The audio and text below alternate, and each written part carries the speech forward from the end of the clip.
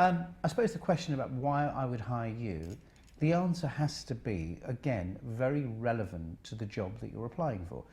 Most organisations, most people employing you are looking for value add. So if you're in a position where in that job, the key question for you would be, is how do you add value in that role? And the reason why the employer should hire you is because you're going to make a difference. You're going to improve the role, you're going to create value in the role, and you're going to make a difference. And what you've got to be able to do is quantify what those contributions need to be to make it relevant to the role.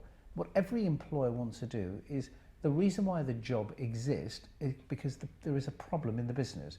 So if I'm looking for a PA, there is a problem. There's a gap in a situation. I, as the MD, clearly inefficient or ineffective because I don't have a PA. So you are solving a problem. If the job is in credit control, we're obviously not collecting our invoices quick enough, and therefore we need somebody to collect those invoices. If it's a sales position, it's because we're not delivering budget. So every role and every responsibility in a business solves a problem. And your answer needs to demonstrate how you solve that problem better, quicker and faster. And if you can demonstrate that at an interview, then clearly you are the individual they should be considering at the top of that list rather than the bottom of that list.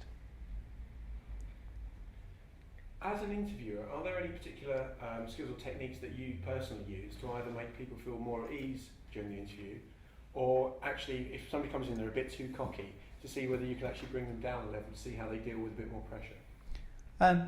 You know, I think it's very important in any interview given situation to establish you know, some control through the interview process. Obviously, if you get a situation where somebody's being overly confident, in a way that it doesn't help me get to know them, because that overconfidence to me is clouding who they really are. So I think my role as the interviewer is to ensure that I get to know you. I want to see through that veneer. And I think people use lots of different techniques as interviewees in some ways to mask who they really are. So I think the objective of the interview is to kind of get through that veneer to see who is that person really, what are the strengths that you bring to the table.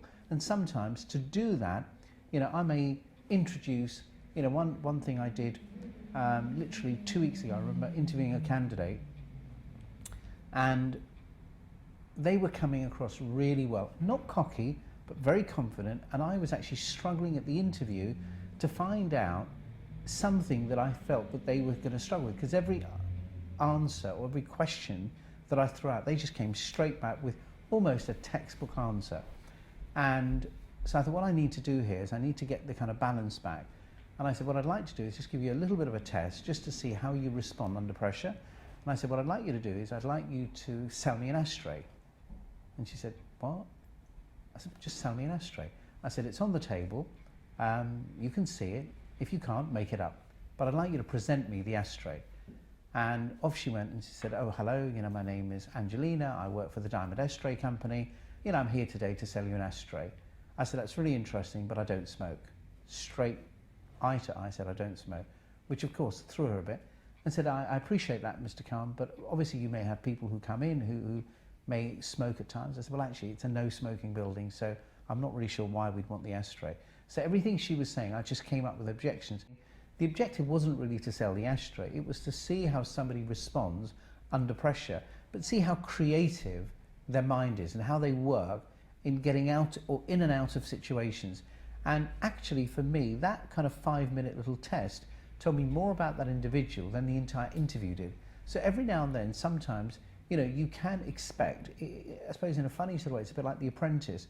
You know, here's Alan Sugar, rather than interviewing somebody, he's learning more about people through how they respond in a given situation, in a task, which I actually passionately believe tells you more about somebody than any interview could.